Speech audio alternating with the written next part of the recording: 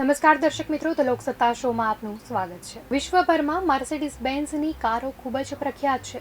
સેલિબ્રિટીઝને લઈને રાજનેતાઓ અને મોટા મોટા બિઝનેસમેનો પણ આ કારને ખૂબ જ પસંદ કરે છે, જેને એક સ્ટેટસ સિમ્બોલ તરીકે પણ જોવામાં આવે છે। પરંતુ શું તમને ખબર છે કે આ કારને મર્સિડીઝ નામ મળવા પાછળ એક ખૂબ જ રસપ્રદ કહાની છે। આજે તમને તે સ્ટોરી જણાવીશું જેના કારણે આ કારને મર્સિડીઝ નામ આપવામાં આવ્યું। મર્સિડીઝ બેન્ઝનો ઇતિહાસ બે અલગ અલગ કંપની સાથે જોડાયેલો છે।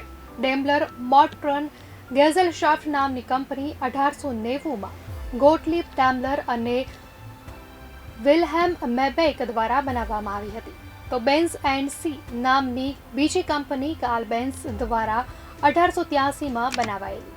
તેઓ દ્વારા પ્રથમ પેટ્રોલ સંચાલિત કાર તૈયાર કરવામાં આવી હતી। તો આ તરફ ઓસ્ટ્રિયન હંગેરિયન વ્યાપારી એમિલ ઝેલિનેક કાર પ્રત્યે રુચિ ધરાવતા હતા। તેઓએ વર્ષ 1890ના દશકમાં ડેમ્લરની કારોમાં રોકાણ કર્યું હતું અને રેસિંગ માટે ખરીદી પણ હતી। તેઓ ડેમ્લરની કારોને પ્રમોટ કરવામાં અને અપડેટ કરવામાં સક્રિય ભૂમિકા ભજવી રહ્યા હતા।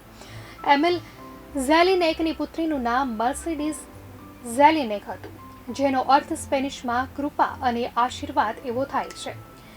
એમિલ તેમની પુત્રીને ખૂબ જ ચાહતા હતા, જેથી તેમને પોતાની રેસિંગ કારોને પુત્રીના નામે દોડાવવાનું શરૂ કર્યું હતું।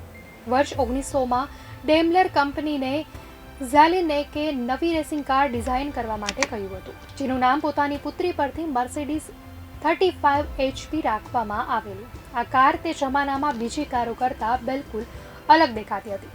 તેની ડિઝાઇન અને એન્જિન આધુનિક અને પાવરફુલ હતા।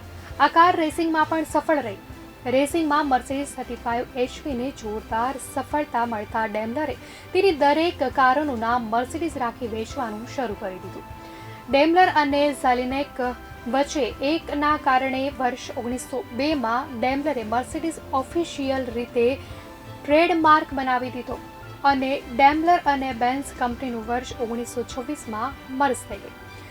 નવી કંપનીનું નામ ડેમ્લર બેન્ઝ HE રાખવામાં આવ્યું। આ કંપનીની કારોને મર્સિડીઝ બેન્ઝ બ્રાન્ડથી વેચવામાં આવી છે, જે આજે વિશ્વમાં લક્ઝરીની ઓળખ બની ગઈ છે।